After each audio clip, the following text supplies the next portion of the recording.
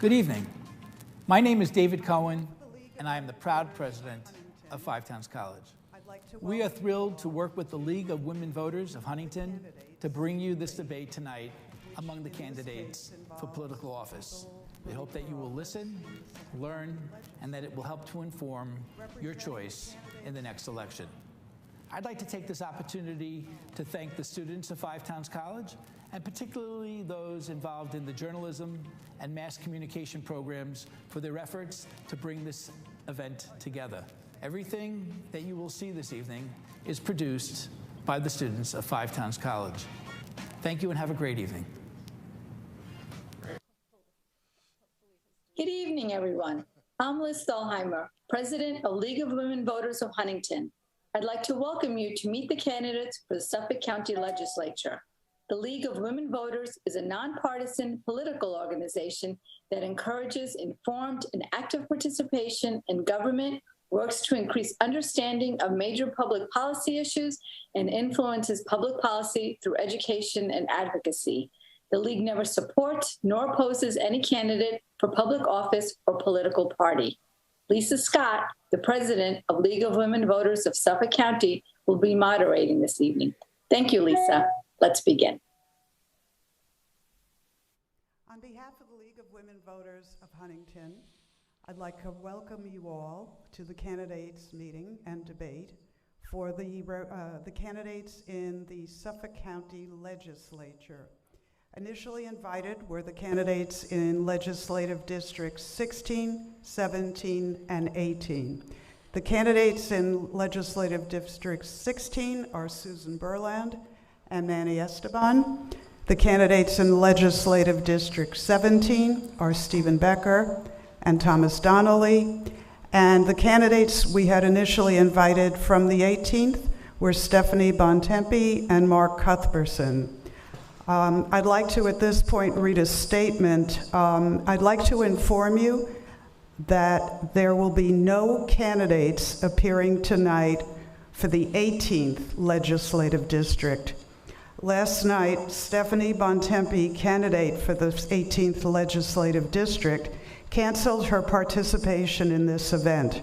In keeping with the League's no empty chair policy, we have canceled this portion of our forum, and subsequently, we will not be hearing from Mark Cuthbertson, the other candidate running for the 18th legislative district.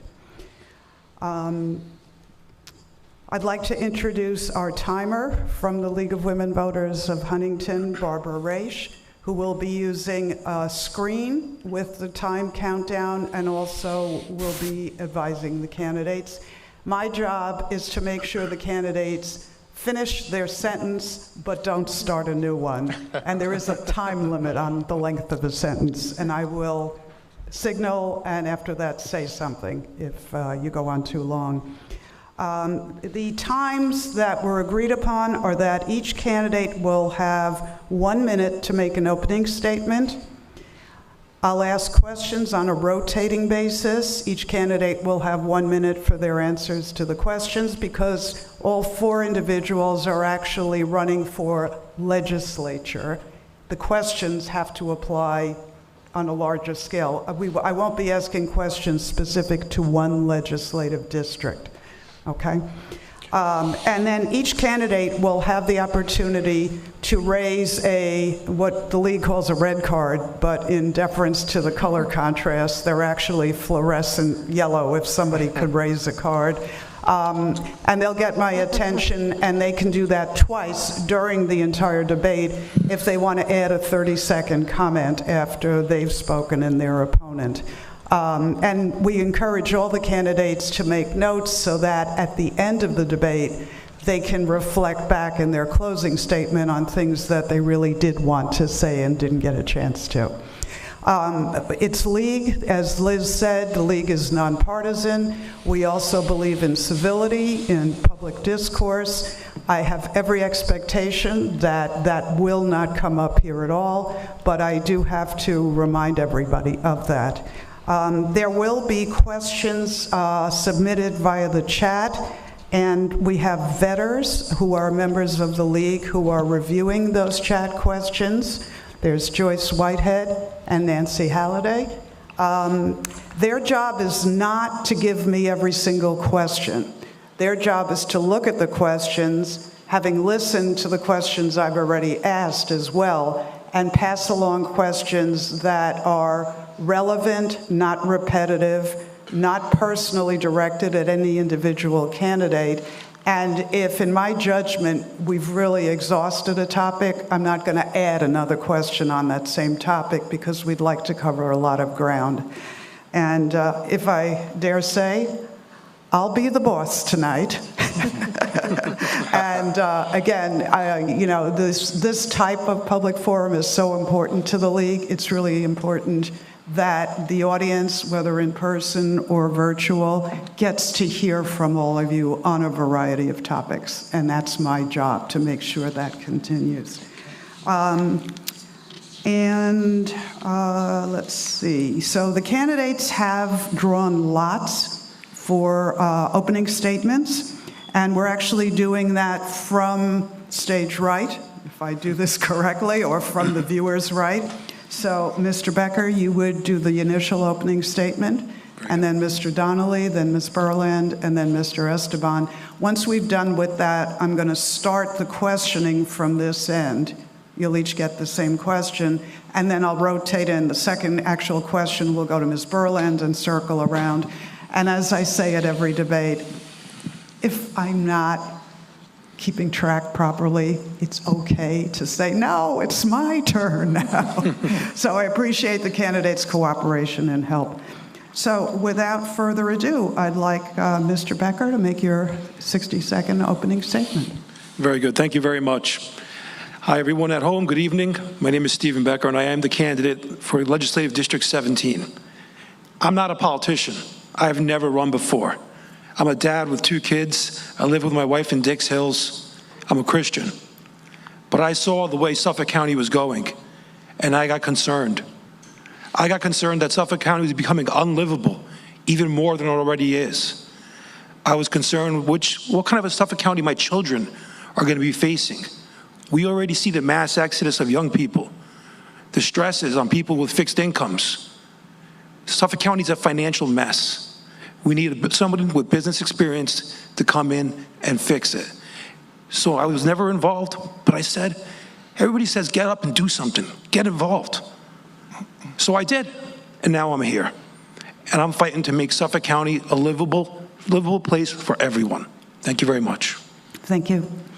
Mr. Donnelly. So good evening, everybody. Once again, thank you to the League of Women Voters as well as Five Towns College here. It's a privilege and an honor to be back here. Just by way of introduction, my name is Tom Donnelly. I am the current legislator in our 17th Legislative District. I've led a lifelong career of public service since I'm 18 years old. Been a volunteer firefighter for almost 40 years, served 30 years in the city of New York, retiring as a lieutenant in the FDNY. I was also a member of the Town of Babylon Planning Board. I ran for public office first in 2003 as an elected fire commissioner in the Deer Park Fire District. I was elected to the Babylon Town Board in 2010 as a councilman, and then I ran for the Suffolk County Legislature in 2017 to represent our 17th Legislative District, which comprises components of the town of Huntington as well as the town of Babylon. I'm very proud of the work that we've done over the last 4 years. I pride myself on being a pragmatic, bipartisan legislator, working with both sides of the aisle. I'm particularly proud of our office, our 17th Legislative District office, over the last 19 months, has been able to assist so many residents of the 17th Legislative District during the COVID crisis. So thank you for having me. Okay, thank you. Ms. Berland. Thank you so much. First to the League of Women Voters for holding this event. For everybody at home who's watching, thanks for tuning in. And for Five Towns College and all the amazing students who are doing wonderful work here. I am the current legislator for the 16th Legislative District. The district covers parts of 3 towns, parts of Huntington, parts of Babylon, and parts of Islip. I'm also the majority leader of the legislature. There are 12 committees at the legislature, and I serve on 9 of them. I am the chair of the Veterans Committee and the vice chair of Economic Development and Ways and Means. prior to being elected to the legislature, I served for 16 years on the Huntington Town Board. I'm an attorney by trade, but I've been a full-time legislator, and I was a full-time councilwoman. I bring experience, commitment, and results to my constituents and to all the people of Suffolk County. I'm a public servant, and I would like to continue to represent the people of the 16th Legislative District. Thank you. Thank you. Mr. Esteban. Thank you. I am Manuel Esteban. And first of all, thank you to the students here at Five Towns College. They're putting together this whole presentation, so thank you for the great job you're doing. I'm Manny Esteban. I am a firebrand candidate for Suffolk County Legislative District 16. I have 28 years combined experience in nonprofit administration, finance, as an attorney, and I am ready to lead. I am also an Eagle Scout. I am married, a father of 7 children who are watching, so we're going to keep it clean tonight. I'm also a Scout leader. Tonight is about you, the voters. Every day has to be. While I am running on the Republican and conservative ticket, there are many issues on which Democrats and I agree. And many Democrats have told me and called me that they're going to vote for me because I am representing the everyday person and not caving in to take special interest money, which I'll explain about later, which is at the root of Suffolk County problems. I answer primarily to voters, and I am running a campaign with civility and openness. And I'm sorry to say, but Suffolk County Legislature has become a swamp. I'm very sorry to have to say that. Thank you. Am I out of time? Yeah, I'm sorry. Yes, you were. Thank you. Okay. Just to clarify, are we able to make an audible signal when the candidate's time is up? Okay. Okay, I hope you all heard that. Thank you, Barbara. Okay, we'll start with the questions, and Mr. Esteban, you get the first one, and we'll go in this order now. So the first question is, what do you think is the most pressing problem or problems facing the county? How do you think you can help address or solve these problems? And these are 1 minute. Okay. A problem is many elected officials are receiving special interest money, which means they are not free to vote in the best interest of the voter. They're voting in the best interest of their donors. Hence, our bond rating has been downgraded 8 times. We had to borrow over $300,000 to pay pension costs, and our county has a debt which stands at over $2 billion. I haven't taken 1 penny of special interest money. I have to have 10 fundraisers to get together what some candidates make from 1 donation from a special interest group. I respect the voter in that way, and I hope to continue not receiving special interest money. Okay, thank you. Ms. Berlin? Yes, I think the most important issue facing the residents is COVID and how to get past COVID, how to make sure that people get jobs back who've lost their jobs as a result of COVID, people who, have lost family members. We have to make sure that we are continuing to give all the resources that all our constituents need, whether that's testing, whether it's PPEs, whether it's vaccines, and give them the access, because COVID has really decimated Suffolk County, and it's up to the legislature and it's up to us to really reach out to our constituents and make sure they're getting what they need, to be able to be successful. So I think once we can get ourselves past the, the COVID outbreak, and it's going to really be a rough winter. I think it's going to be, it's going to get worse before it gets better, and it's up to us to make sure that our constituents are taken care of and can thrive past COVID. Thank you. Mr. Donnelly? So I don't, as I responded to the League of Women Voters question, I don't view that there's one pressing problem. Rather, our job as municipal elected officials is to confront the everyday challenges that our residents are facing. So just as Legislator Berlin had referenced, we're still kind of making our way through the COVID crisis, which is clearly at the top of the list. But I would also articulate that quality of life issues are always very important. That's the job of a local elected official, is to address the quality of life issues, whether it's public safety, maintaining our parks, improving our infrastructure, keeping our roads in a little better than they are. Clearly, it's a challenge across America. But in general, I don't identify one pressing problem in Suffolk County. Suffolk County still is a great place to live and to raise a family, and I'm proud to represent our 17th legislative district. Okay, thank you. Mr. Becker. There is absolutely one massive problem that Suffolk County has that dominates every single aspect of our Suffolk County government, and that is the fiscal irresponsibility of the county legislature. We currently, every year, the New York State Comptroller ranks every single county in New York. There are 62 counties in New York. Suffolk County has ranked 62nd out of 62 for 3 years in a row. That is an untenable course that we're on. We're going to be going junk bond status very soon because the ratings agencies are dropping us. When we go junk bond status, you think your taxes are high now? They're going to skyrocket even more. We have to change this course, and the way to do that is to change the people. Thank you. Okay, Mr. Donnelly, you got one rebuttal? Thank you. Yeah, just a quick rebuttal. You know, I know that there's going to be a lot of talk in reference to the budget. So when the COVID crisis struck the heart of our nation, Suffolk County was right at the epicenter. And folks have to understand that this county, like many other municipalities, is depending on sales tax as a budgetary tool. So hence, there's always going to be fluctuations. Most recently, between 2020 and 2021, the American Rescue Plan under the current administration and the previous administration have delivered funding across the country to local municipalities. So I think you're going to see an improvement both in the S&P bond rating and the Fitch bond rating. Thank you. Time's up. Thank you. Okay, we'll go to question number 2. Ms. Berland, this is yours first. And now we're going to do them sort of topically grouped. Sometimes there's more than one question in a topic. Okay. So describe your plan for balancing open space with economic development in Suffolk. Well, the plan's been the same plan that I've had for the last 20 years in elected office. Open space is very important, that we, keep pristine properties pristine, that we purchase development rights for farms so that farms can stay in perpetuity, and that we do our commercial building, either in our commercial areas, in existing empty, structures, and refurbish them. But the land is the land, and you can't make any more of it once you get rid of it. So it's so important that we keep whatever open space that we can.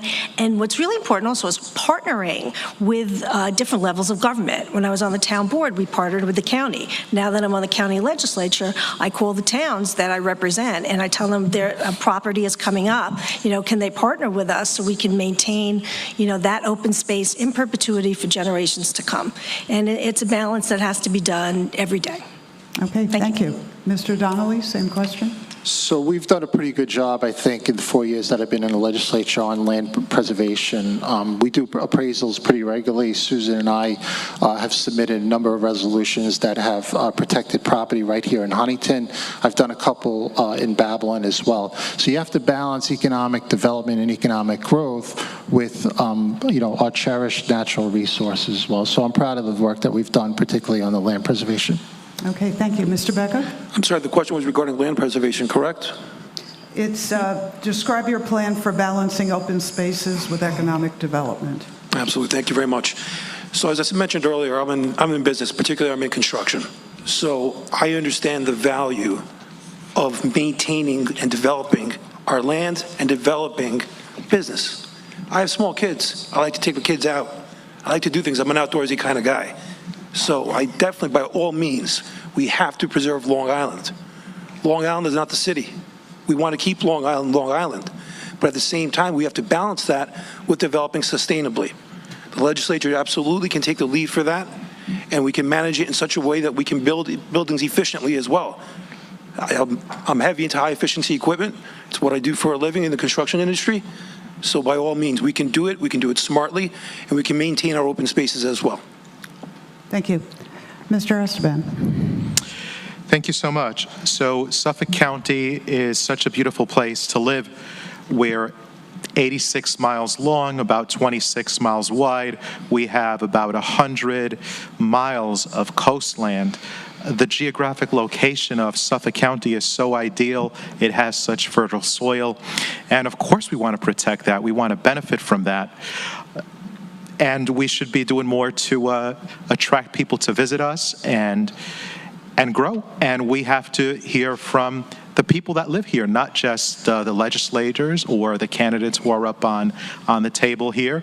We don't have all the answers. Many of you have wonderful ideas. I've spoken to many of you at my events, and so we have to also hear from the people about what they want to do, industry. But absolutely, we have to attract more people to Long Island to enjoy our economy. And one thing is we have to improve the Long Island Railroad and make it more comfortable for people to visit us on a timely way and reduce the traffic so people feel comfortable to visit us. Right now, there's so much traffic, people don't want to come here. Thank you. All right, the third question, which will probably take close to a minute for me to read. Okay, we'll start with, let me go in here. Mr. Donnelly. Let's see, Mr. Donnelly, it's yours. The lack of proper sewage disposal contaminating our sole source aquifer has been a persistent problem. What long-term policies and actions would you propose for improving waste management and improving our water supply? And what, in addition to expanding sewers, can be done to reduce pollution and brown tide? So it's a multi-layered problem, and it's a kind of multi-layered answer. So I'm proud to have been part of the federal government commissioned a study a number of years ago, particularly in the southern part of my district, as well in the Huntington Station area, a sewer study. So the federal government has allocated funding, I'm not sure if everybody's aware of that, for the implementation of some additional sewers, both in the town of Babylon as well as in the town of Huntington. So that's just the first step. The second part of that is that we have to improve our septic systems. And the county executive has really done a terrific job. I'm proud to have partnered with him on that. So the watershed challenge, it's multi-layered and requires several different steps. You're not going to be able to sewer the entire Suffolk County area, but it should be a combination of sewers and enhanced septic systems. Thank you. Okay, thank you. Mr. Becker. Thank you. It goes back to money again and financial management. We had a sewage fund here in Suffolk County. The county legislature raided that fund to just fund itself to keep going, to keep business going. We have to fiscally fix Suffolk County. It affects us everywhere. I find it preposterous that we live in such a beautiful, developed, and advanced county, and yet we don't have sewers, and our drinking water, our bathing water comes from underneath us. I find it preposterous that we're in this situation, but it has to be a focus. In order to get there, in order to have the money to do that, we're going to have to fiscally fix Suffolk County. Thank you. Okay, thank you. Mr. Esteban? Thank you. So this goes back again to finances, and the leaders who take special interest money, they take your tax money and they direct it towards contracts that they've owed on for interest of money they received. Hence, they approve contracts that are unconscionable, that we know we can't afford. Labor raises to special groups that we can't afford, but they do it because they get money from those groups and they're not going to turn it away. And let me tell you, and there's no money left for these projects, and it's very unfortunate, very unfortunate. Okay, thank you. Ms. Berline? Yes. First and foremost, we need to expand the sewer system in the county, which we are doing. I don't believe any legislator has taken any money from a sewer district. So we vote to expand the sewer districts, and we have put millions of dollars that we got from the recovery efforts from the federal government towards that. We voted on numerous projects that Legislator Donnelly was just referring to, and they're being funded, and they're being getting started. So, you know, I think my opponent is a little misinformed as to where money comes from and where money goes to. That being said, in addition, we have the innovative alternative on-site wastewater treatment facilities, which are the home ones, which you can get a $10,000 up to a $10,000 grant for, which we've been working with New York State, because unfortunately not all of our areas are going to be able to be sewered. You know, some of the 16th legislative district has sewers and some does not. So you have to work on your home properties as well. Okay, thank you. We'll go to the next question. Mr. Becker, this will be for you. And as you can tell, this is all about the environment, quality of life. So the question is, plastic pollution is a crisis for our planet. On a county level, what would your plan be for further limiting single-use plastics within Suffolk County, or why not? Well, there's a twofold approach to that. One is absolutely you can eliminate it. Another way is you can treat it and handle it with recycling. I'm a big proponent of recycling. I'm a big proponent of a lot of initiatives that keep our land and our water clean. I myself just graduated from the first kind of its course over at Stony Brook on the wind turbines, on understanding the fundamentals of wind turbines. It's a big project that's coming up. It's going to go a long way to making Long Island producing clean energy, and we can focus our energies on making sure that we keep our water clean. That being said, I believe recycling, not necessarily our banning, but recycling is just as important. Thank you. Okay. Mr. Esteban? Well, regarding pollution, in my household, we recycle. We're avid recyclers, and I believe education and promotion, legislation is not always the solution. We can't legislate away all these things, but we can have campaigns and educate people. Many people are still uninformed about which plastics are recyclable and which are not. So by having some education and getting the word out to the community, that's what we have to do. I believe we have some recycling programs on the books, and it's just having some good leadership to implement them. And I've also been at many government functions where there's no recycling.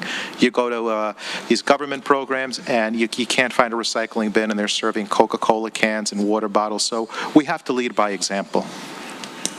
Okay, thank you. Ms. Berlin? Well, in Suffolk County, we've done a number of pieces of legislation to protect the environment. We've limited plastic bags, started with the $5 fee, and now eliminating plastic bags, and the state has followed Suffolk County's lead. We've eliminated styrofoam, we've eliminated stirrers, we've eliminated straws, we've eliminated single-use cups, and, you know, recycling is tremendously important, and I encourage people all the time to recycle. I'm a big recycling enthusiast. Recycling, unfortunately, is dependent on the market, and you find that different municipalities don't necessarily want to recycle as much as they should when they're not getting as much money for it. So I think we need to have state legislation as well that requires recycling and make it not dependent on how the market fluctuates, but make everybody recycle regardless of how much money you can get back for it. Because, you know, once we destroy our waters, that's it. Okay, thank you. Mr. Donnelly? So, just to expand on what Legislator Berlin said, you know, everything that she said was very accurate. It's a multi-layered problem, again, with a multi-layered approach. You know, some legislation is needed, and the county has done that.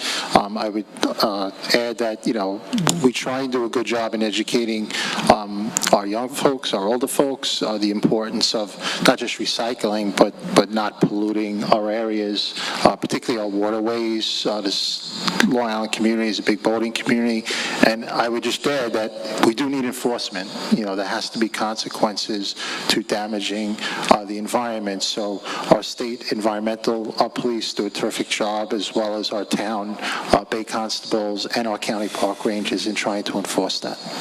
Okay, thank you. Before I get to the next question, I'm going to ask each of you to just make sure the mic is close enough to you that you can actually hear you're being picked up. I'm having a little hard time hearing some of you, but it may be the plexiglass too. So I just want all sitting on a book, comments so equally. And in fact, listening to your answers on the question about single-use plastic, I'm going to ask my own follow-up question, which is there's been a lot of talk in environmental circles about getting the manufacturers to be more cognizant of the types of plastic and materials they use in packaging, because unfortunately, a lot of the products can't be recycled. And nothing's been passed yet, to my knowledge, in New York State or in Suffolk County, which wouldn't have that clout. But I'm interested in your feelings about putting some of the burden on the people who are choosing what containers our constituents and neighbors are having to purchase in the stores, and whether there's a financial role for the manufacturers to play. Mr. Esteban, could you answer that first? Yes, I'd be happy to comment on that. So we want to encourage supermarkets and our local businesses to educate them so they have more options on, as you say, Lisa, purchasing goods that are going to be healthy for our ecosystem. And we could help our businesses with that, our big supermarkets and the small businesses, through education and not always legislation.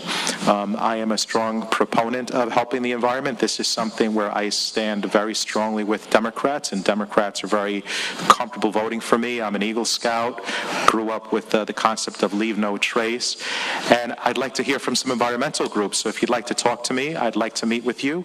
My phone number is 631-529-4111, and I would listen to what the experts have to say and what some of the local environmental groups propose. I don't have all the answers all the time, especially not on this. Thank you very much. Ms. Berlin. Thank you. I don't think this is an answer question. I think it's a opinion question. Yes. And my opinion on that is I think that manufacturers need to be more cognizant of the containers that they're putting their food in, and they need to manufacture things that are recyclable. Oftentimes you get a tiny little thing from Amazon, and the thing you want is little, and the packaging is like huge, and it's a big plastic thing, and it's either it can't be recycled or it's going to be a pain to recycle it. I think manufacturers need to be more cognizant of how they're shipping things. I know a lot are not using those noodles anymore because they're really bad, and they're using the blow up like plastic where it has air in the middle, which is great because that's so much better than the numerous plastics. And as a mother of an Eagle Scout, I can tell you that the kids are very cognizant of what we're doing to the planet that we have to leave for them. So I think manufacturers should be cognizant of that as well. Okay, thank you. Mr. Donnelly? All good answers. I would just add that many of the manufacturing guidelines that you're referring to are actually not under local county government control. It's governed by the EPA, and it falls under generally the Food and Drug Administration within the federal government. But I would just add that it's important that at the county level and at the town level that we enforce the federal guidelines that are already existing. That's real important, and to make sure that manufacturers are not depositing bad waste, hazardous waste, and they have to be held accountable for that. That's why it's important that we support our town code enforcement officers as well as our county health department. Okay, thank you. Mr. Becker? I work with manufacturers on a regular basis. I think that the manufacturers, it's a wonderful idea to start with them because they're the ones that produce this. I think that's great, but it's about education. It's about education on all levels, from the manufacturer to the consumer, even to the audience listening here. So we have to pay attention. So if we fix ourselves fiscally, we can have the money to do this. If you just go online and Google Newsday, December 3rd, 2020, where they wrote an article about the county legislature raiding the sewage fund. It just happened last year, December 3rd, 2020, a Newsday. So it is about education. Thank you. Okay, thank you. The next question will start with Ms. Berlin. Solid waste management within the county also continues to be a serious problem. We know it at the town level is where it starts, but the county has a stake in this. What are your views on composting as a partial solution to this problem? Would you support a composting program within the county? Why or why not? I love composting. I think it's great for the planet. It's great for the garden. It's great for, your flowers if you plant flowers, if you plant vegetables. So on a county-wide basis, it would probably have to be a very large piece of property to make that happen. But I think we should support, individual composting areas in towns and coordinate with the town, and with whatever local gardening groups or, any, environmental groups that want to start a composting, thing for their area. It's very good for the environment to do. So I encourage it, and I would love to investigate how we could, do more of it in the county for sure. Okay, thank you. Mr. Donnelly? Yes, so as Legislator Berlin said, composting primarily falls under the auspices of town government, but the county plays a role. Each individual legislator should be getting that message out that the town is doing composting and work with the local civic groups, the local Girl Scout and Boy Scout organizations. So, I have a terrific, cooperation agreement with both town supervisors, current town supervisor in Huntington as well as the town supervisor in Babylon, in terms of trying to get their messages out on the environment as well as on their solid waste facilities. And we've done a lot of work, as been mentioned, with the local Boy Scout and Girl Scout troops as well. So it's a real great initiative, and I'm proud to be part of it. Okay, Mr. Becker? I think composting is fantastic. I myself am a rookie gardener, although not very good. And I'll tell you, I think it's a skill everybody should learn. I think if there's a way that we can do an educational project, get the schools involved, get local charities and communities involved, I think it's a wonderful educational opportunity for children, for adults like myself that are just learning, and for anyone else that's interested. Thank you. Thank you. Let's see. All right, Mr. Esteban. Yes, thank you for the question, Lisa. Very good question. Many people aren't aware that we're running out of space where to put our garbage. Our landfills are filling up, and it's a very big problem, and it's going to be an expensive problem. Composting, I'm behind it. I just want to make sure that it's not a nuisance to the neighbors in that area if it's going to generate strong odors. I'm not an expert in this area, but we should perhaps, again, have more education, give awards to people, really encourage in a strong way, give some strong incentives to people and groups that develop a composting program. Many solutions are local in the neighborhood. For example, I started a walking club in my neighborhood. Don't have to go to the gym. I go walking with other families, and it's a wonderful thing to do. And this is an example of what if neighbors start learning how to compost and developing a new skill. Wouldn't that be wonderful? Okay, thank you. One more question in quality of life, and Mr. Donnelly, this would start with you, I think. Northport Harbor is silting, thus reducing the flushing of the harbor, the quality of the waterway, and endangering local businesses that depend on the harbor. This is an example, but it does occur in various parts of Suffolk County. What would you do, or what would you introduce from a county level to address these types of issues? So we're already addressing it, and you make a good point about the water quality both on the North Shore and South Shore.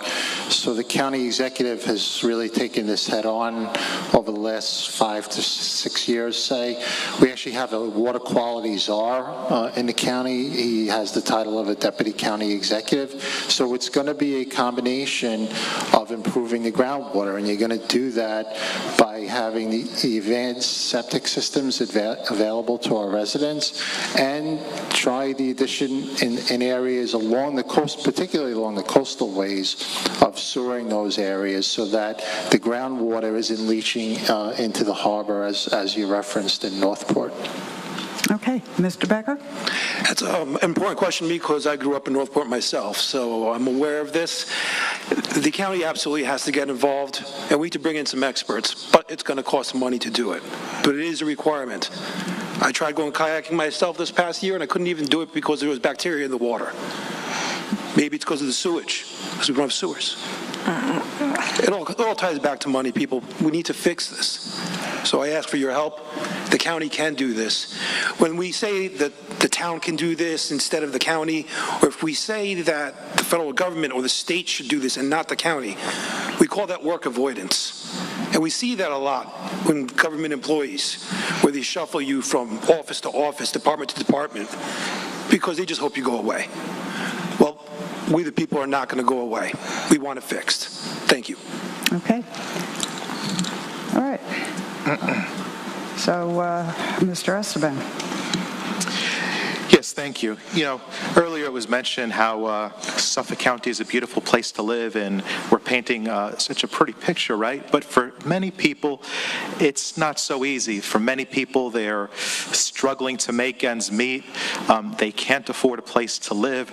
They can't keep up with their bills, and they're not having a very easy time of it. It's difficult to get good paying jobs out here. Things are very expensive. And look at the taxes many of us homeowners, those of us who are lucky enough to be homeowners, pay.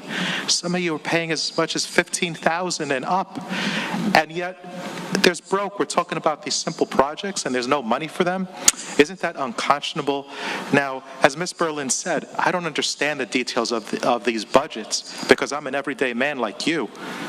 I'm a family man. But what I can tell you is, when these projects, there's no money for them, something stinks, and I don't have to be a 24-year politician to figure that out. Okay, thank you. Ms. Berlin. Well, as a 20-year elected official, I think the question was on dredging Northport Harbor. So we've been trying to dredge Northport Harbor for a long time. The problem with that specifically, which I know from being on the town board, was that they can't find a place to put the spoils. So, and trucking the spoils over land cost a lot of money.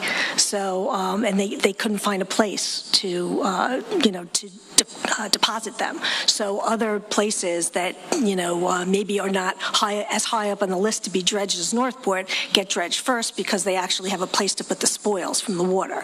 So, and actually Northport has a sewage treatment plant. So, the water in Northport Village, what ends up happening is when the rain goes down the hills in Northport, and the water, the nitrogen levels rise as a result of that after rain, and you'll find that some of the beaches are closed after rain. But the Northport sewage treatment plant is totally updated. So, okay, thank you. We'll move on from the environment. So the next question starts with Mr. Becker. What programs do you think should be in place throughout schools and the community to combat mental health issues in young people? Thank you. Mental health issues come in a variety of ways. They come in terms of violence. They come in terms of special needs. My own daughter is on the autism spectrum, and she's nonverbal. So I pay a lot of attention to these kinds of things. The county needs to get involved and provide support for those that need it. We have to have the programs for the children and for the adults once they age out of school, which they typically age out at 21. So we need to be there to provide them with the support, the therapy, the knowledge, and be there for our brothers and sisters. So absolutely, there's many good programs out there. I'm aware of many of them right now, and the biggest thing that they ask for is more money. So let's fix Suffolk so we can help those in need. Thank you. Okay, Mr. Esteban. Thank you very much. Yes, I believe we have to help our charities. I believe in helping our charities more and being a good example for youth so that they see good ways of behaving, courageous ways of behaving. Young people look to us. And again, I keep coming back to the issue about money in this county. It all goes, there's nothing left for these small groups that need it, or for these projects such as mental health programs for youth. we're paying some police over $300,000 a year. Some people say to me, that's unconscionable. I love the police. They do a great job. But my supporters call me, and they're like, what's going on? And I tell them, your legislators get special interest money, and they keep voting up the police budgets, and it's going to go through the roof. And there's no money left for programs like we're talking about here in this question to help youth and all that. I would wish there was more funding left over to help our 501c3 programs, which do such good work in the community, keep the government out of it, and let the community organizations grow. Thank you. Okay. My turn? Yep, your turn. Okay. We've been doing the operating budget hearings all day today and all day yesterday and the day before, and every single organization that gets money from the county is being funded in full and getting an increase this year, because we do have money to provide for all of these agencies, and we are providing money for these agencies. The concept of not providing money for 501c3s because of special interest is there's just no correlation. It just doesn't exist. The county has very vibrant groups that it works with that care about our children. The county doesn't regulate what happens in schools, per se. So you have to work with the health department and with social services if the school contacts someone from the county so that that particular student can get those services. And we have tremendous people who have been working so hard through the pandemic to take care of children's needs and to take care of adults' needs. Mental health issues are so important, and we do a yeoman's job in the county. Thank you. All our employees are incredible. Okay, thank you. Mr. Donnelly?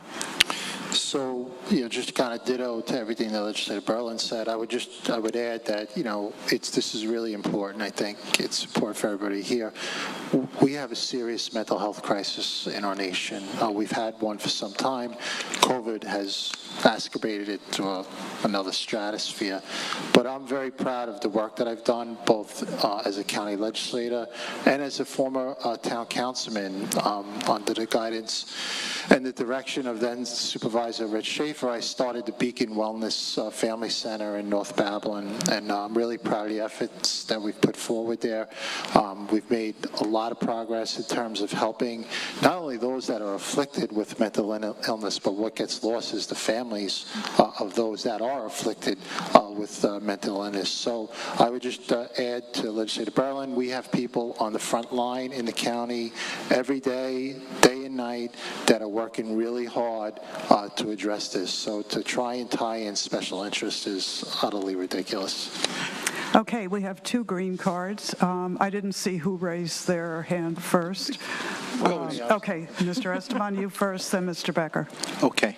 I just want to say hello to the Hispanic-speaking community. Buenas noches y gracias por escuchar. There are food pantries during the holidays that have almost nothing in them.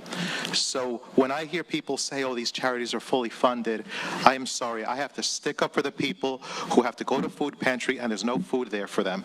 So the idea that, that these charities are flush, baloney.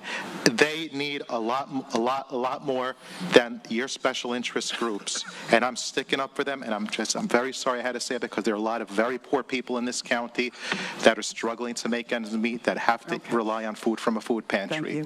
And if we have more money, they should be getting it. Thank you. Mr. Becker, you were next. Thank you. I know many people that live in other school districts. Fortunately, my school district is good, but others are not, where their special needs children are nowhere near getting what they need at all. It breaks my heart when I see these small kids who should be getting speech and OT. They don't get anything. They get put into the trailer in the back of the school because the school district doesn't have enough money.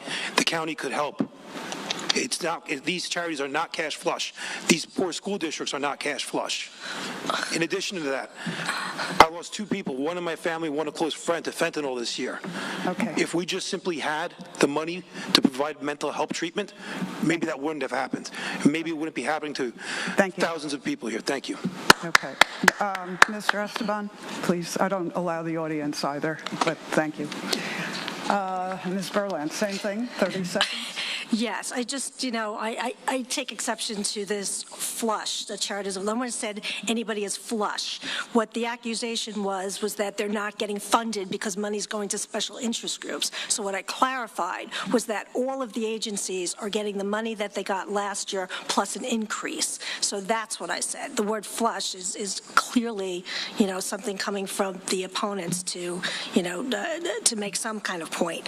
And I'd be curious which food pantries don't have food, because we had an effort through the entire pandemic to work with numerous charities to make sure they all had food. Okay, thank you very much. Maybe she should walk some of the neighborhoods I go to. No, you're out of line, I'm sorry. No, we go as we can with the individuals. Again, robust discussion is great, and you want to get your point across. My job is also to get you to address a variety of issues. So I'm not taking away from anyone's, whether experience, overriding principles, whatever. Feel free to express them. But also, remember the people not in this room. There are a lot of people that are going to watch this, and they may be keeping a scorecard about points of view, as well as plans, as well as suggestions. So do your utmost to get yourself across, all of you. And I think you've started doing that, and my job is to make that keep happening tonight. Okay? The next question, we'll start, Mr. Esteban, with you. We're hearing a lot about prison overcrowding and the enormous costs of maintaining prisoners. In Suffolk County, there is a Suffolk County jail, reports in through the sheriff. We haven't had a lot of publicity on that, but we have, of course, on Rikers Island, and it still is an issue, the numbers of people who are incarcerated pre-trial and then post before they go on to serve time elsewhere. Do you have a plan or any suggestions about controlling costs for prisons yet keeping the public safe?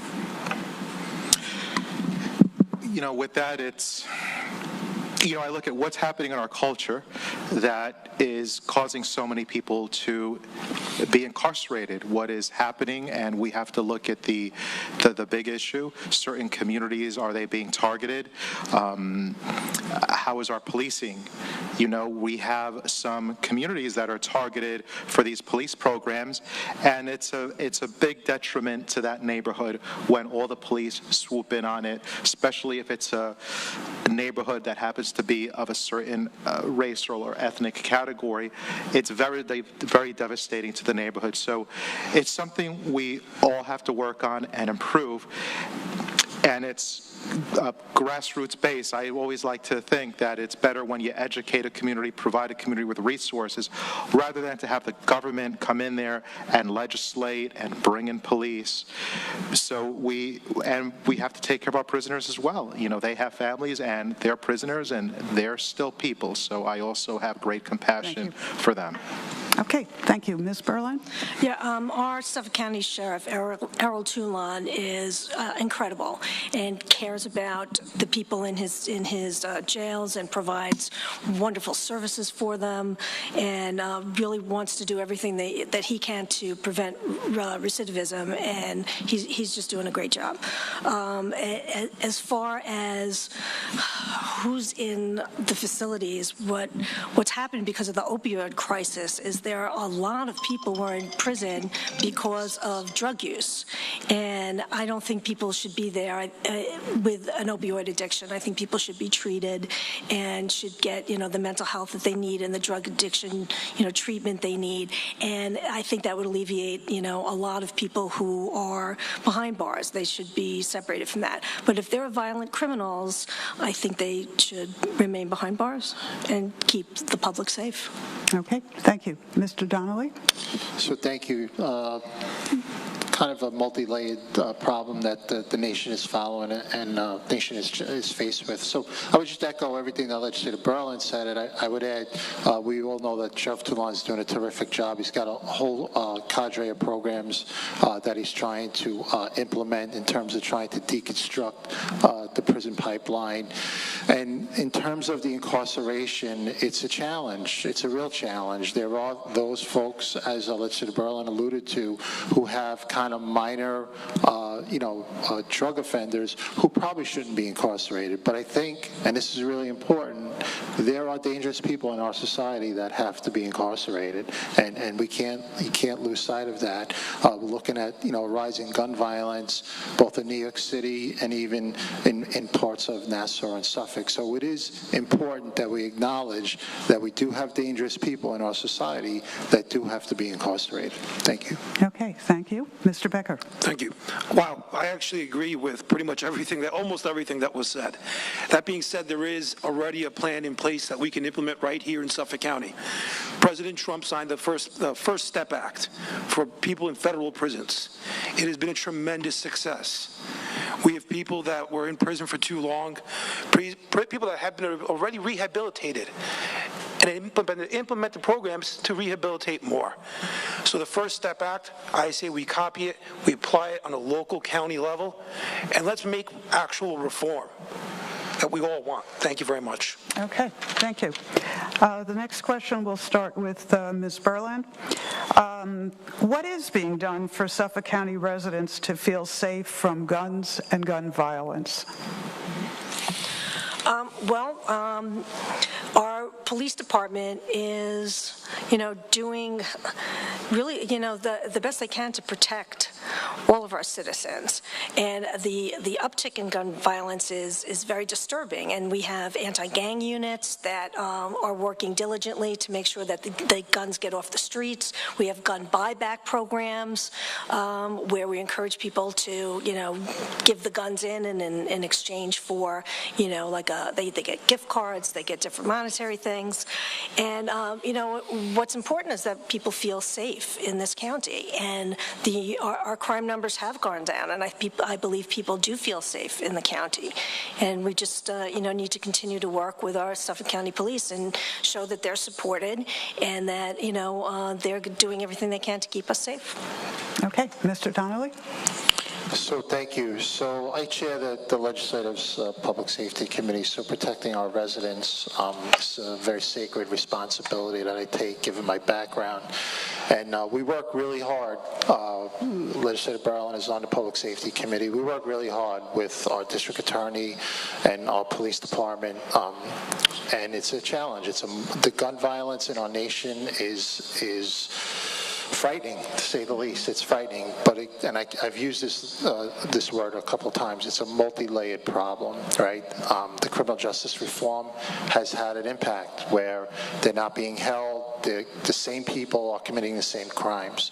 So we have to make some changes to the criminal justice reform. We do have to challenge ourselves to deal with the interstate gun trafficking that's plaguing our nation as well as the new phenomenon of ghost guns, where guns are actually made in our house. So it's a very, very difficult challenge, but I assure you, and I assure everybody out there, there is nothing more important to me than keeping our families safe. Thank you. Okay, thank you.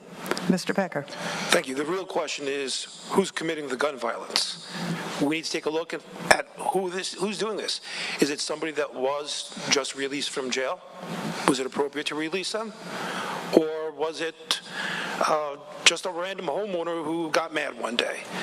We need to commission a study to find out and see if there's trends and patterns. And if there are trends and patterns, then we can see are there laws already that would cover this and protect us if they were enforced. If there are, then we need to enforce it. It's already there. And if they're not, then go ahead. We can pass a new one. Absolutely. Okay, thank you. Mr. Esteban. Yes, so the neighborhoods I visit, I campaign in, I walk in, such as Brentwood, the North Bay Shore, this is a daily problem for them. They're scared to bring their children to the park. I feel like we let a lot of these communities down, and that's why I'm running for them. I'm running for their vote. I want to be their legislator. I want to work harder for them. Legislature has been around a long time, and we're paying a lot for police and resources, and it seems it doesn't get to certain communities. And it's just a shame. They deserve better. We all deserve better in Suffolk County. I mean, if you're with me, and I got Republicans, conservatives, and Democrats who are all going to vote for me because they agree. We deserve better. And I'm not a politician. I'm just an everyday man. And they hear me. You know, I may not have all the details of what's happening with the budget, but they know, as I know, we all deserve better, especially those communities that are struggling and that bear the burden of poverty and violence and everything that comes along with it. God bless those families that live in those neighborhoods, and I'm going to help you. Okay. The next question will start with Mr. Donnelly. What can be done to help ease the opioid crisis on Long Island, and how will settlement money from the lawsuit against drug companies be used? So another really, really terrific question. And, you know, the opioid crisis has been plaguing our nation for decades now. Through the leadership of our presiding officer, the county filed a lawsuit against a number of the opioid manufacturers, and it was recently settled.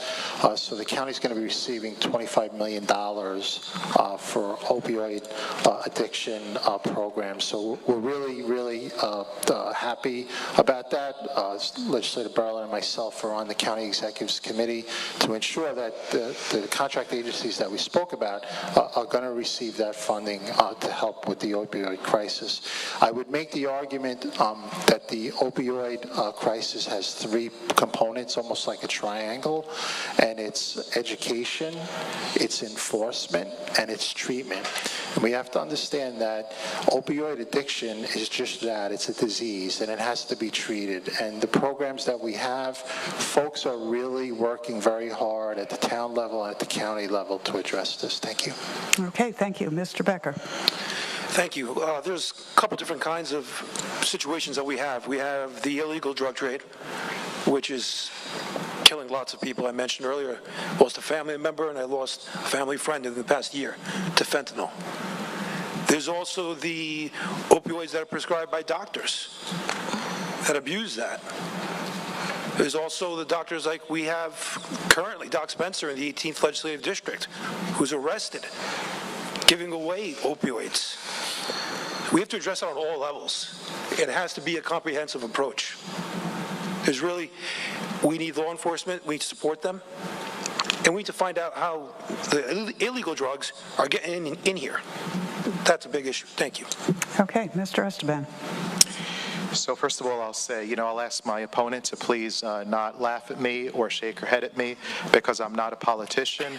I'm a constituent in your district, and please show me the respect that I'm running for office despite my having a family and 7 children who don't see their dad, because I want to serve the public. So please show your composure and show me respect, because you have to show my community respect as well. Now, in terms of... Mr. Esteban, no, I'm not. In terms of the opioid... Mr. Esteban, just let me say something to everyone, okay? And you'll have those seconds back. Okay. Please don't do that. I'm not singling you out, because I'm going to address this to every single one of you. I didn't see anything. That doesn't mean there was a reaction, but for the purpose of our audience, what I really need is all 4 of you to spend what's only 60 seconds on each of these questions. So I don't want you hurting yourself by not being able to use your full 60 seconds. That's my comment, okay? And in your closing statement, again, you're going to build yourselves up. You want votes, all of you, and that's the mission tonight. So I think he used about 25 seconds in that first part. So if you could summarize your opioid answer, please. Okay, so thank you for allowing me to say that. It was important to me. My brother died about 2 years ago as a result of the opioid epidemic, and no amount of settlement money will bring my 36-year-old brother back. And again, government failed my brother. That's part of the reason I'm running. Government failed my brother. They had all the money they needed, and they failed him. And that's all I could say about that. Government is failing, and nobody can rebut that. Okay, thank you. Ms. Berland, your answer to the question? Yes, but I just think I have... No, please, spend your... I mean, I didn't laugh. I didn't do anything. I didn't disparage him in any way, shape, or form. He Okay, did make a but comment about the Brentwood community, and I think the Brentwood community gets a bad rap. And people in Brentwood, I walk there all the time, they are not afraid to take their kids to the park. So I took umbrage at that. Okay. But there was no laughter and there was nothing else. Okay. So, thank you. But as far as the opioid crisis is concerned, as Legislator Donnelly said, we were the first county to file suit against the drug manufacturers. We are going to have millions of dollars, and we have a task force that is directed to spend that money and make sure it's spent on treatment and rehabilitation and prevention, because that's the only way we're going to get past this. So we are doing everything that we can. We're waiting for the recommendations from the task force going forward. Okay, Thank thank you. Mr. Becker, the next one starts with you. Do you favor COVID vaccine and mask mandates in schools, businesses, county buildings, and elsewhere? And if you were in charge, how would you direct the handling of another outbreak of COVID or another similar disease? Thank you very much. I favor choice in almost everything, simply because as an American, I feel the freedom to choose is a fundamental aspect of our citizenship. So I favor choices. With the masks especially, like I said, I work in the construction HVAC industry. The V stands for ventilation. I work in air purification, filtration. If you have a mosquito problem in your backyard, you don't put up chicken wire. I understand this. When Cuomo announced that MERV 13 filters will open up the malls, I laughed, because I almost choked on my coffee driving to work, because I know that nothing less than MERV 15 will do that. So I think we apply technical knowledge to actually make the building safer. I know the equipment that can make the air in this room that we breathe perfectly safe to breathe. And I would apply that knowledge to every public building in Suffolk County. Thank you. Thank you. Mr. Esteban, your answer, please. Yes, so I mean, to answer that question, it's a bit of a hypothetical question. It certainly depends on how severe the outbreak is and what's happening. I am not a medical expert. I'm not a doctor. I'm a man that works 8 in the morning to 6 at night to feed his family, that wants to have a better, more efficient Suffolk County government that is capable of addressing this question. Of course, we have to balance the rights of parents, parental rights. There are groups out there that do not want a mask on their child. And we also have to balance that with the need to keep the general public safe. So this is a very difficult question to answer. It depends on what the available medicine is at that time, what technologies we have available, and how severe the outbreak is, and many other factors. I'm not going to stand up here and pretend I know the answer to give you.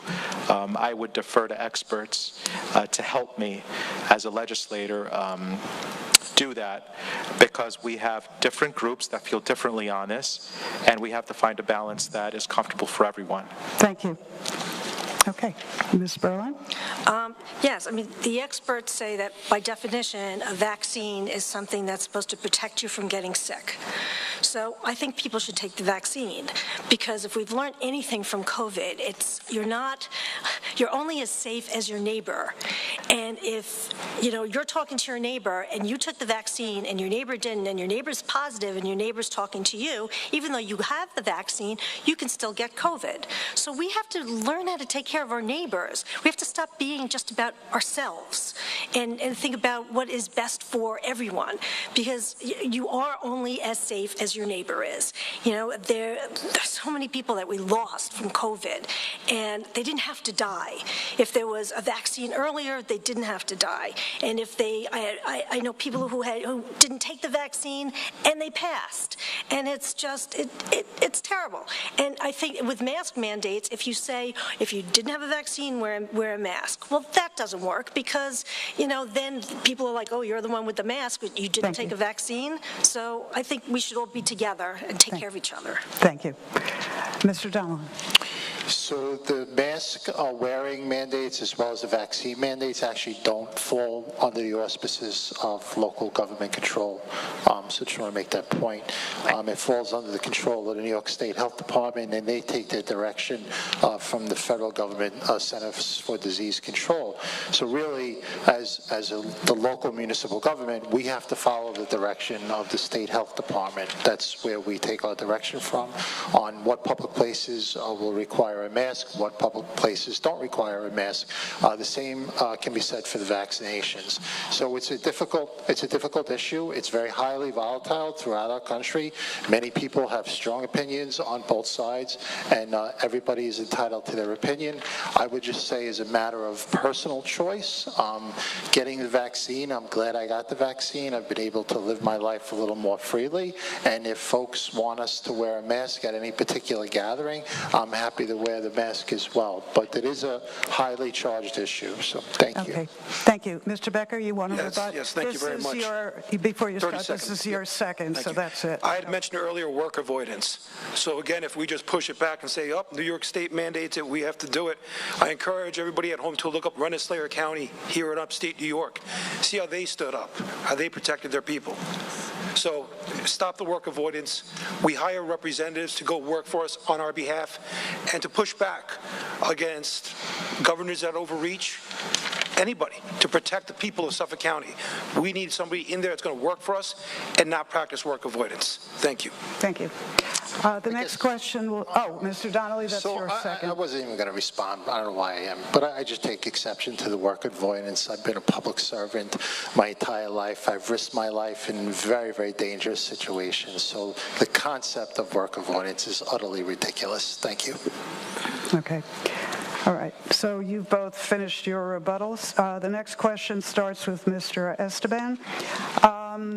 Now that the school year is in full swing, if you were elected a county legislator, what would you implement, or what would you propose to do to help students impacted by the pandemic? Any ideas or programs? Well, first of all, let me be clear. My family is vaccinated. My children have been going to school and getting a nice education, even during COVID, and it has been hard on my family. What can I say? I think there could be some child care money. Some families are struggling with child care needs if the children have to stay home because they can't go to school. And this is where we have to have funds so that there's enough to help the schools and to help the families in these situations. And again, I just keep going back to it. The money just doesn't get to them. Okay. It just doesn't get to them. Ms. Burley? Yeah, I've had programs for a long time that concentrate on kids. We have a youth program in the county where the kids volunteer to, help in different organizations. They go to all the county parks, and, they better themselves physically, emotionally, and through service. And when you give children those opportunities, they really thrive. We've always done a study guide in our office where the students who've used guides for like SATs or ACTs the year before, they donate the study guide back, and then we give it to students who maybe can't afford to buy the study guides. There are going to be so many different impacts by COVID, whether a child has lost a parent or not. And we get involved in Big Brothers Big Sisters, to help that particular family and get a role model that they've lost. If it's there are just so many different ways that children can be impacted. But we have so many programs in the county, and I deal with constituents all the time. People call me and they need help, and I'm there. Thank you. Mr. Donnelly, excuse me. So we've actually been doing pretty well as we're coming through the pandemic. So we take part in the Distinguished Youth Award. It's a community service award, and I'm always very proud. Legislator Burl, I get a kick out of this, but the 17th district has the most kids that get this award. The Half Hollow Hills School District, South Huntington School District, Depok School District. So we're really proud of that. But as been alluded to, there's a number of terrific after-school programs. Thursday's children is a really great group that we've done some good work with, and certainly funding a lot of the after-school programs is always going to continue to be a priority. It's been a priority, since I've been a municipal elected official as a town board member, and we're going to continue that work. Thank you. Mr. Becker, thank you. Thank you. The first thing I would do is I would take the masks off the kids. Kids should not be in school all day wearing masks. My own son tells me the issues that other kids have. I talk to the children of my friends. They all tell me the same thing. The kids seem to be united against the masks. The technology exists to make the air in these buildings clean. We can use photocatalytic oxidation. We can use UVC lights. We can use ionization. We can use any combination thereof. And there's even more that I'm not going to do a whole lecture on that right now, but the technology exists. If we fiscally fix our situation, we can afford to equip every single school and public building with this, and we no longer have to worry about the air we breathe at all. Thank you. Okay, thank you. Ms. Berland, this one starts with you. Why don't you give us 2 things that the county could do to keep the next generation in Suffolk? Okay, first is provide more affordable housing, which I've worked very hard to do, and actually drafted legislation to make the county portion of any affordable housing development that's built affordable in perpetuity, because what ends up happening if affordable housing is built and it's not in perpetuity, it becomes market rate, and then future generations don't have an opportunity to take advantage of that. We also have to provide jobs for our younger people to stay, and jobs that pay enough money to, allow them to live here. Part of that, I think we work very closely with Suffolk Community College, and they're providing great programs, and they have an auto mechanic program that's going to be really up and coming. There are so many, needs for auto mechanics, and for kids, coming up who want to get a job, who want to learn about cars and the computers with cars. So we've been working very closely with Suffolk Community College to bring that program to fruition. So we have to provide them education, we have to provide them jobs and housing. Okay, thank you. Mr. Donnelly? Jobs, jobs, jobs. So I'm proud of a lot of work that we've done, both on the town board as well as a county legislator, in helping businesses get started, streamlining the permitting process, helping them hire employees. Our modern capital system in our country works. It does work. So having those people, the young folks, being able to get jobs, whether it's in the biotech industry, as Legislator Berland said, in the workforce industry, the trade schools, they're all terrific programs that we work on every day.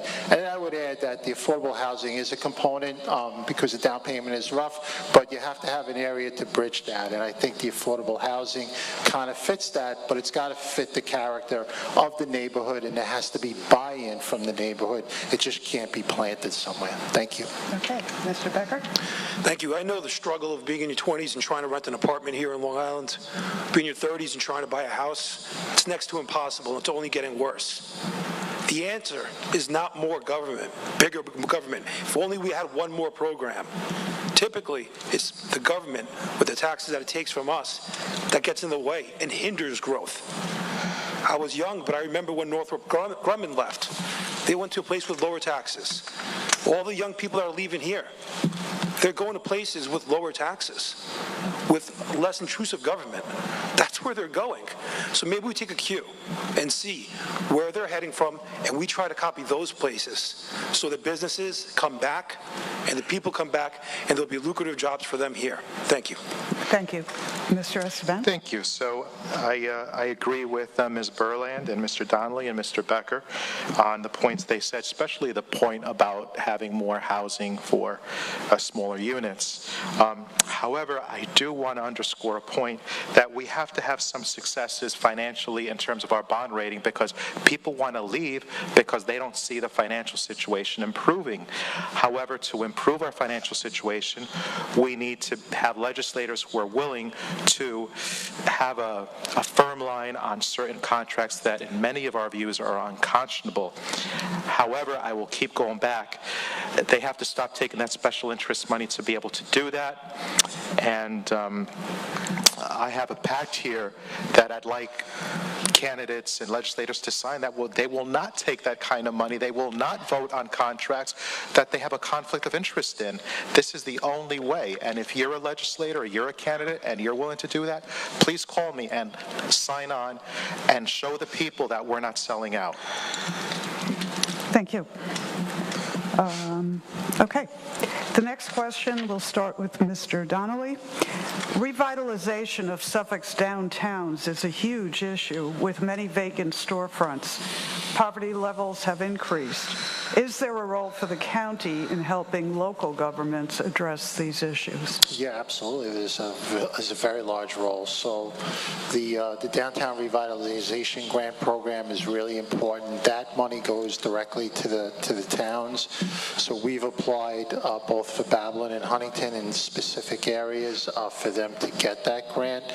And it's all about the character of the neighborhood. You know, I was born, lived, I raised my family in the heart of the 17th Legislative District in Deer Park, and the Deer Park that I grew up in is not the Deer Park that I live in now. So you have to recognize that it's not the Long Island of the 1950s and 1960s and 1970s, which we all love, but that it is changing. So county government has a huge role. It's all about the interrelationships, and people have said this about whatever it means, work avoidance, but the town has a very, very specific role. They're primarily the municipality that deals with land use. The county's role is to support that, and I will continue to do that.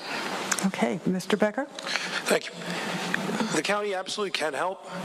The important thing is sustainable development. I love developing, but we have to do it the right way. So if a downtown needs revitalization, well, part of that is, let's say, taking care of the zombie house situation, which we were told would be fixed by now, but it's not. Another method is building up our own infrastructure. Buses help. They help a lot of people that need them. We need to make sure that it gets even better. We reach out to the communities that use the public transportation.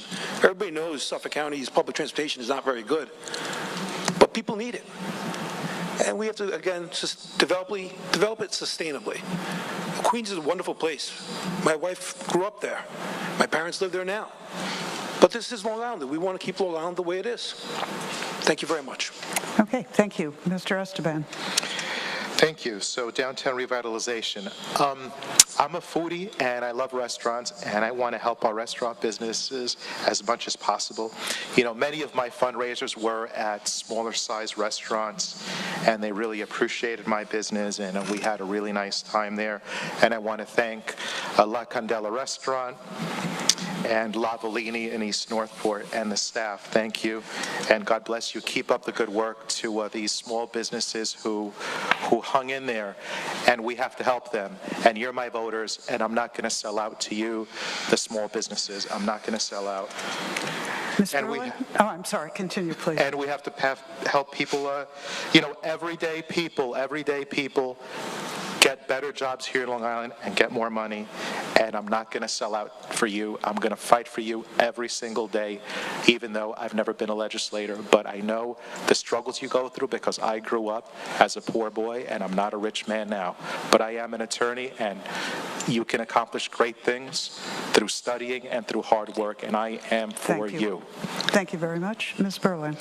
The revitalization of our downtowns is so important because people need a place to, walk to a restaurant, to walk to the bank, to walk to, a clothing store. And we need to make sure that those stores have the resources that they need to stay open. And during COVID, a lot of them closed, but we're able to help secure over $250 million to fund infrastructure projects, small businesses, and business reopenings, which, it has been available through the state and federal government as well. I'm very proud that in Huntington, if you're aware of the Paramount in Huntington, which, suffered tremendously during COVID and couldn't open. I brought the Paramount with the town board to Huntington, and I'm very proud of that. And it's a great place to see a concert, and it has totally reopened up Huntington Village, and that's what downtown revitalization is about. And we have, as Legislator Donnelly said, the revitalization program for downtowns, where different towns can make applications to the county, and we review them all the time and fund them. Okay, thank you. So we have a question from the people out there. I'm going to put it in a little bit of a context. I've noticed, in driving throughout Suffolk, that people have just the notifications I get on my phone for local traffic accidents with injuries, lots of problems with people driving distracted, all kinds of things. Seems to have gotten worse in the last year or so.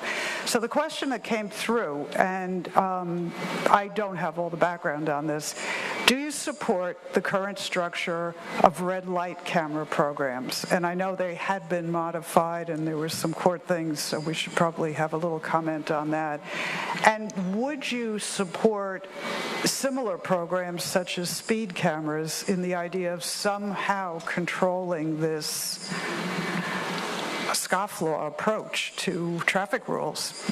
I've seen 10 cars pull in front of ambulances. Nobody's paying attention anymore. So, Mr. Becker, your comment, your thoughts on red light camera? Absolutely. I myself am not a fan of the red light camera program in Suffolk County. If you go online, you just Google it, and you'll see that in one of the reports, it actually states from the county that several intersections actually had an increase in deaths once the red light cameras were put in. That's disturbing. To me, it seems like the red light cameras are just a revenue scam for the county. And also, if you map it out, they seem to be around predominantly ethnic areas. I think the red light camera has not been a success. Nassau County, they issued theirs, just like we did. It wasn't good, and then they remedied it. They changed it. Now it's working a lot better than it was. In general, I'm not a fan of them. The roads are in terrible condition. The potholes have gotten worse than ever. I drive all the time. I see people swerving horribly, causing accidents, because these potholes will destroy your car, cause thousands of dollars worth of damage. That's why I support putting some kind of digital reporting for every driver for potholes. Thank you. Okay, thank you. Mr. Esteban. Yes, Lisa, thank you for the question. Something happening in Suffolk County is the social contract is broken. People are having to work longer hours, multiple jobs to make ends meet. They're tired, they're stressed out, they're in traffic, they're angry. So yeah, there's traffic out there and people are running lights, but we have to get what's going under that. We have to make things better for people here, and that's why I'm running, because we're failing the taxpayer, we're failing the residents. We have to work harder. The job of being a legislator is much more than ribbon cuttings and social events. It is digging deep down, and how can we really help people so they're a little happier, so they have an extra hour in their day to relax or be with their children? How could we do that so that we improve a culture where there isn't this road rage and we have to have cameras and police bear down on people? Thank you. And that's what I'm looking at. Okay, thank you. Ms. Berlin? Well, the red light camera program to me is pretty simple. If you stop at the red light, you don't get a ticket. There are certain locations that I disagree with, and I have voiced that and asked them to be removed. For instance, if you're going to make a right on red into a shopping center, and nobody's coming in the opposite direction, I don't think there should be red light cameras when you're making a right on a red into a shopping center. So I've advocated for the removal of those. We instituted the bus camera tickets as well. So if you pass the stop sign on a bus, and I drove a bus for 10 years, and nothing is more harrowing than watching a car drive past your bus when your stop sign is out and your lights are on. And, people are going to object to that too because they don't want to get that ticket. But if you pass the stop sign and you pass those flashing lights, you're going to get a ticket because you could kill a kid. And if you go through a light, you deserve a ticket. Thank you. Thank you. Mr. Donnelly. So the red light camera program is a traffic safety program, just that. It's not a revenue-producing program. In 2014, when it was implemented, it got an all-18 support. The entire Republican caucus voted for it. So there have been some challenges along the way, and there have been several studies that have been commissioned. As Legislator Berlin alluded to, Public Works in the 18 different districts is trying to address those problems. We get a lot of quality of life complaints as local legislators. That's what we do. Our staff does a good job in trying to address them. Stop signs, red light turns, speeding. You can't have a police officer at every intersection. It's just not feasible. We need to have alternate mechanisms where we can enforce the traffic safety laws. So I think the red light program is a success, actually. Thank you. Okay, thank you. Mr. Esteban, this next one will start with you. What would you do to combat racism and hatred in Suffolk County? The question goes on, in light of what happened recently in Northport, 3 things. Racial slurs were hurled at an African-American man on Main Street. A man waved a flag with a swastika in front of the Northwell Health CEO while protesters were there. And a swastika was carved into a piece of plastic playground equipment at an elementary school. Your thoughts? No, I'm very good with these sort of things. It's we have to get people together. We have to have ecumenical programs. It's not just about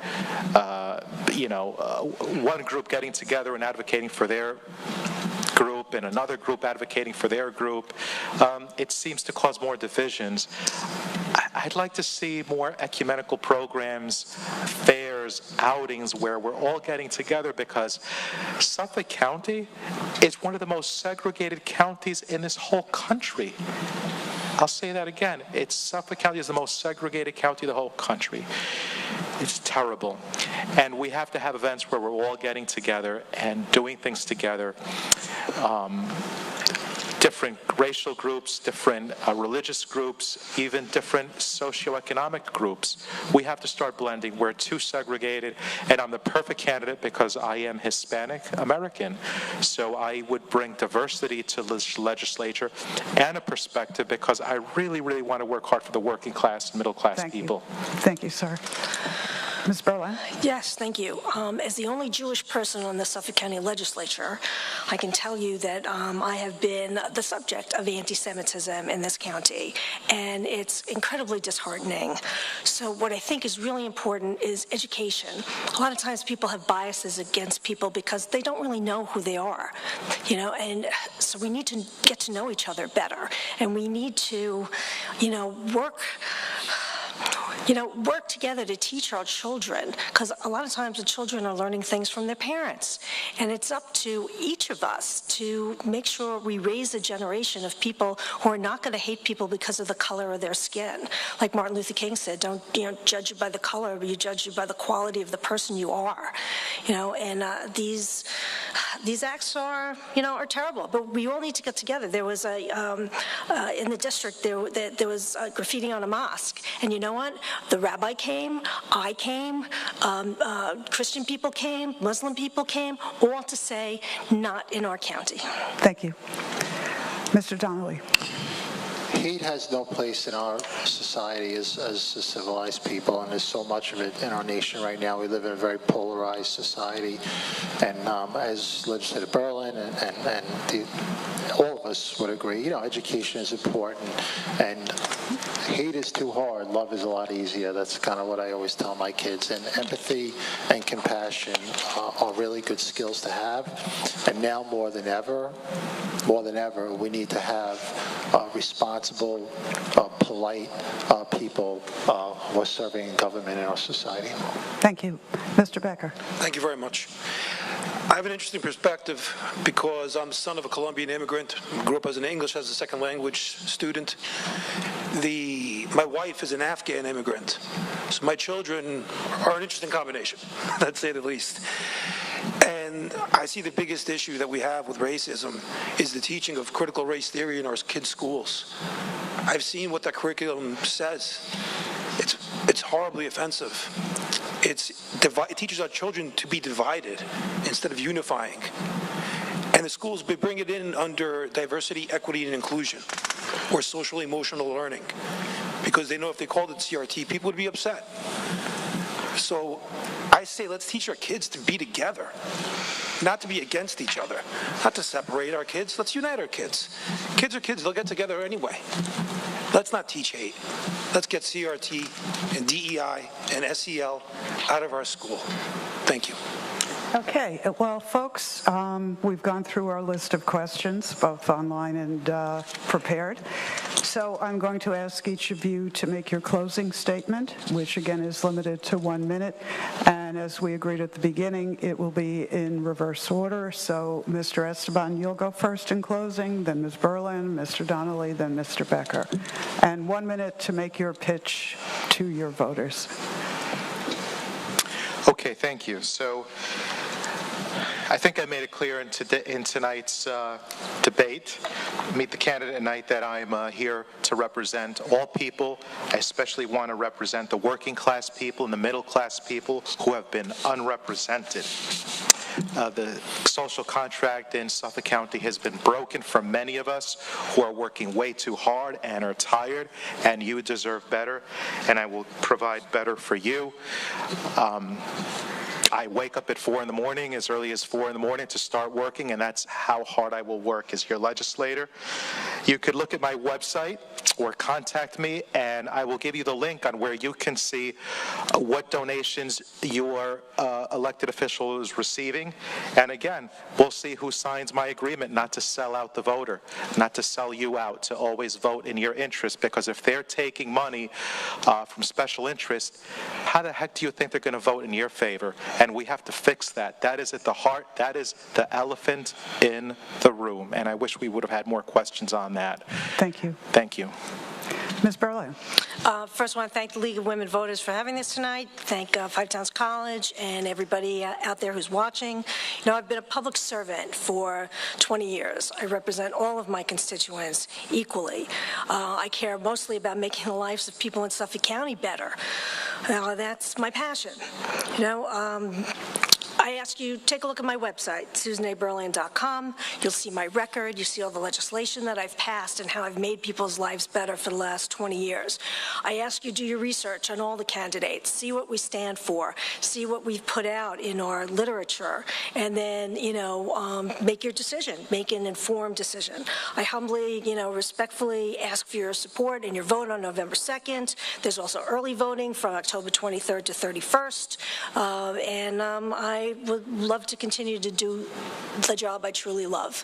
And I do have to make a shout out to the Brentwood community. I know you're not afraid to go to your parks, and I'm there for you and have been ever since I've been elected. Thank you. Thank you. Mr. Donnelly.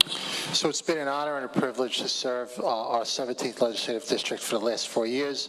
I do hope that folks consider me on Election Day on Tuesday. I think I lead with a degree of empathy, compassion, dedication, strong will, courage to take on the tough challenges, and mostly to serve our residents, all kind of rolled into one ball, so to speak. And I'm really, really proud of the work that I've done in the 17th Legislative District, particularly the last 19 months where so many have suffered. I'm proud of the work that my staff has done. We remained open throughout the COVID, even in the darkest days, making sure that the pantries were getting what they needed, people could get their vaccines, people could get to their unemployment insurance, and that the local government is the first contact that residents always have, and I'm proud of the work that I've done. So thank you. Thank you. Mr. Becker, your closing statement? Thank you, everyone, for joining us here. Mentioned earlier that my own daughter, she's nonverbal, so I'm used to being the voice for her. I feel like the people of Suffolk don't have their voice either. The local government, they just run roughshod all over us. If they can't raise our taxes, they raise our fees and hope we don't notice, like a mortgage recording fee. It's time we took our local government back. It's time we had our voice. I don't believe we elect leaders. I believe we elect representatives that are there to fight for us. So thank you so much. On November 2nd, I hope I have your support. God bless you, and God bless America. Okay, to all four of you, we thank you for civility. We thank you for bringing up and giving good pictures of your opinions on a variety of subjects to the people watching in all the districts. A couple of reminders to everyone. Monday, the 18th, is the last day you can postmark or request for the absentee ballot. You can also do it online, but it has to be done by Monday. Online takes 30 seconds. It's terrific. And although we still are waiting for the New York State Constitution to be changed to allow no excuse absentee ballots, in fact, fear of COVID or a similar disease is a valid excuse. So people in general they take this very seriously, want to make sure it's right if they check off illness. This year, it is true you can. Also, as I hope you all know, let me back up. With the absentee ballot, you can still apply up through Election Day in person in Yaphank, which for people in this area is no easy trip, I realize. But there is that option, although at that point, you can go to the polling places. There's 12 early voting sites, I think you all know. You can vote at any of them. They'll start October 23rd, the Saturday, and go through the following Sunday. Monday, November 1st, is a day of rest for voting machines. They are transported from the early voting sites to the actual polling places throughout the community. So I know people sometimes think they can vote all the way up through. And of course, you can look up that you're registered and find your polling place online through the New York State Board of Elections, which has a fabulous website. The League also is very involved, as Liz said at the beginning of the introduction today. We publish a directory of public officials, which is a tool for any citizen, any resident of Suffolk County to learn about who represents them and how to contact people from village all the way up to the federal government. And actually there is in the center, since you all talked about it today, an analysis of the county budget. How it's spent and where the revenue comes from. We get that directly from the budget department, and it has some text detail as well. And there's actually a map of the legislative districts in it too. And the other thing is, I think a lot of people don't realize what offices are on their ballot this year. So the League has a website called Vote 411, which is a national endeavor. Just Google Vote 411, vote411.org. All you have to do, you don't identify yourself, you put in your address. And when you put in your address, it will tell you what's on your ballot. The offices and the candidates. Candidates are supposed to upload their information. Not every candidate does, but you will still know who's on your ballot. But the other piece of it is also on your ballot when you turn it over, whether absentee, early voting, or on Election Day, there are 5 New York State propositions. And they are very complex. So the League actually put together another handout, which is also on the Suffolk County League website in English and Spanish. We do have not everything, but a good proportion bilingual now. And it's very small print because the propositions are complicated. But propositions cannot be introduced by people, like in California. They can only be introduced by state legislators, the Assembly and Senate. And they have to be passed in both houses twice in 2 different legislative terms. So it takes a minimum of 2.5 years, could be 4 years, to get on the ballot. Once on the ballot, the people, the voters, vote yes, vote no. If it's no, it has to start all over again, if it's still a popular idea. If it's yes, it goes into as an amendment to the New York State Constitution. These aren't laws. These are things in the Constitution. Then it's up to the lawmakers to make the laws related to what the people have said they want in each of those 5 categories. This also is on the Suffolk County League's website. So that's the civic lesson for today. No tests later. And again, great thanks to Five Towns College for hosting this. They've been a wonderful partner all along. And thanks to all of you for your dedication, your enthusiasm to serve the public. And we wish you all well. Thank you for coming. Thank you. Thank you.